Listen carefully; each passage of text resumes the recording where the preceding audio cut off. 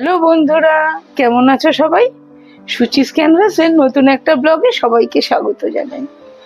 আচ্ছা, আমার যারা ভিউয়ার্স আছো তোমরা, তাদের মধ্যে বলো তো কারা কারা বাঙাল আর কারা কারা ঘটি? ঘটি বাঙালের একটা দ্বন্দ্ব তো সবসময় লেগেই থাকে সেই প্রাচীনকাল থেকে। তো ইলিশ আর চিংড়ি, এই দুটো নিয়ে তো লাফালাফি হয়ই ঘটি বাঙালের মধ্যে। তো আজকে সেই চিংড়ি মাছ নিয়ে আমি আজকে তোমাদের সাথে একটু গল্প করব। চিংড়ি মাছের তো নানান প্রিপারেশন হয়ই, তবে ভাত চিংড়ি একটা এক ধরনের চিংড়ি, ছোট্ট ছোট্ট চিংড়ি। আমি না আগে এই চিংড়ি মাছটাকে খুব একটা পছন্দ করতাম না, মনে হতো ওটা মনে হয় ভালো নয়। তো একদিন বাজারে গেছি, এক মাছওয়ালা জোর করে বলে, দিদি তুমি তো প্রচুর মাছ কেনো, বাজার আমিই করি ম্যাক্সিমাম, তুমি এই চিংড়ি মাছটা আজকে নিয়ে যাও, গিয়ে বড়া বানিয়ে খেও। হ্যাঁ, খেয়ে আমাকে বলো কেমন। আমি তো কিছুতেই নেবো না, আর ও বেচারা জোর করে আমাকে দেবে।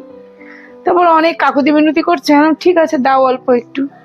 নিয়ে এসে বাড়িতে নিয়ে আসার পরে মাও একটু বকাবকি করলো, হ্যাঁ এই চিংড়ি মাছে পেটের সমস্যা হতে পারে, এগুলো ভালো হয় না। ঠিক আছে মা, মাছওয়ালা দাদাও জোর করে দিয়েছে, ঠিক আছে একদিন একটু খেয়েই দেখি। তো আমি সেদিন পেঁয়াজ কাঁচা লঙ্কা কুচি সব দিয়ে বড়া বানিয়েছিলাম। ছোট ছোট চিংড়ি তো, ওর আর কিছু ফেলার থাকে না। তা দেখলাম না বেশ ভালোই, কিছু সমস্যাই নেই।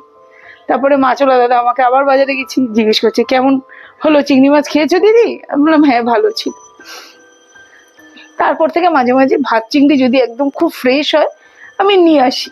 নিয়ে এসে কখনো বড়া, কখনো চিংড়ি মাছের কেক, একটা চিংড়ি মাছের কেক বানাই, ওটাও খুব ভালো হয়। তারপরে চিংড়ি বাটা মানে চিংড়ি ভর্তা বানাই, এটা ওপার বাংলার রান্না, পূর্ববঙ্গে। হ্যাঁ, তো আজকে সেই চিংড়ি ভর্তাটা রেসিপি আপনাদের সাথে শেয়ার করব। তো চলুন দেখা যাক কেমন হয় সেই রান্না। হ্যাঁ, ভালো লাগলে কিন্তু অবশ্যই আমাকে জানাবেন।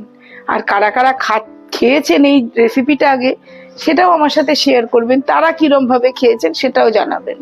হ্যাঁ, আর কোথা থেকে আপনারা আমার এই ভিডিওটা দেখছেন সেটা যদি আমাকে জানান, তাহলে পরের বারের যে আমার ভিডিও হবে তাতে আমি আপনাদের অবশ্যই থ্যাঙ্কস জানাবো। হ্যাঁ, বা আমি বুঝতে পারবো কারা কারা আমার ভিডিও কোথা থেকে দেখেন। তো চলুন রান্নাঘরে যাই, আজকে বানাবো চিংড়ি ভর্তা, দেখি কেমন হয়। আজ আমরা বানাবো ভাত চিংড়ির ভর্তা। এইটা হচ্ছে ভাত চিংড়ি, এটাকে ভাতের মতন ছোট ছোট দানার বলে এটাকে ভাত চিংড়ি বলা হয়। বাজারে খুবই অ্যাভেলেবেল এটা। তার সাথে নেব ঝিরিঝিরি করে কাটা পেঁয়াজ, রসুন, শুকনো লঙ্কা। এগুলোকে আমি প্রথমে তেলে ভালো করে ফ্রাই করে নেব। তার জন্য আমি গ্যাসটা অন করব, সর্ষের তেল দিয়ে এটাকে ভাজবো। আমি গ্যাসটা আগে অন করে নিলাম, প্যান বসিয়ে এবার দিয়ে দেব খানিকটা সর্ষের তেল।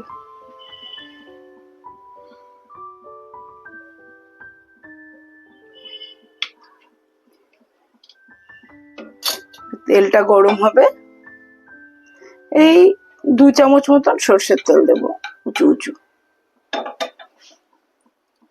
তার মধ্যে তেলটা গরম হয়ে গেলে আমি প্রথমে ভাজবো আগে শুকনো লঙ্কা।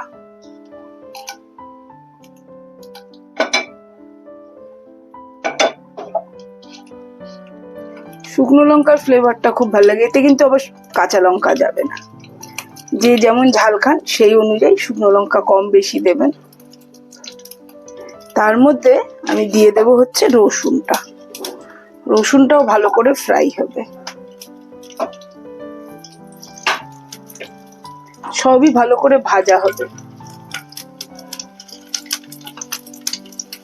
এটা আপনারা মাঝারি সাইজের চিংড়ি মাছ দিয়েও করতে পারেন, তবে এই ভাত চিংড়িটা দিয়ে খুব ভালো হয়। ভাত চিংড়ির বড়াও কিন্তু খুব ভালো লাগে। এই ভাত চিংড়ির আর একটা হয়, সেটা হচ্ছে কলা পাতার মধ্যে ভাত চিংড়ি ভাজা। ওটা আমি আপনাদের অন্য একদিন দেখাবো, ওটাও পূর্ববঙ্গের রান্না। পূর্ববঙ্গের ওটা বরিশালের রান্না। এর মধ্যে আমি পেঁয়াজটা দিয়ে দিলাম, খুব ভালো করে ভাজা হবে, মানে পেঁয়াজটাও বেশ লাল লাল করে ভাজা হয়ে যায়। এখন নুন টুন কিচ্ছু দেবো না, নুন দিলে পেঁয়াজ নরম হয়ে যাবে, ভালো ভাজা হবে না। নুন দেবো চিংড়ি মাছ ভাজারও লাস্টে আমি নুন দেব। এই পেঁয়াজ রসুন শুকনো লঙ্কা এগুলো ভাজার গন্ধটা না খুব সুন্দর হয়। এই পেঁয়াজ ভাজা ভাজা হয়েছে লাল লাল করে, এরপরে আমি চিংড়ি মাছটা দিয়ে দেব।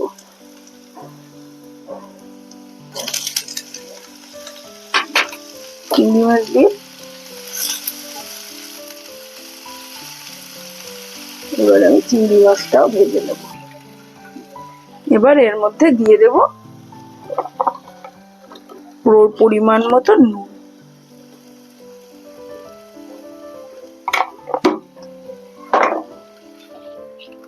এটাই আর চিনি যাবে না, কারণ পেঁয়াজের একটু মিষ্টি ভাব থাকে তো, সেটাই নুনটাকে ব্যালেন্স করবে। এটাই কিন্তু কোনো চিনি যাবে না। এটা ভালো করে ভাজা হয়ে গেছে। এরপরে এটা আমি একটু ঠান্ডা করে নেব, গ্যাসটাকে বন্ধ করে নিলাম। ঠান্ডা করে এটা আমি শিলনোড়ায় বাটবো। এবারে এটাকে ঠান্ডা হয়ে গেছে, এটা আমি শিলনোড়ায় নিয়ে নিচ্ছি। এবার এটাকে আমি ভালো করে বেটে নেব।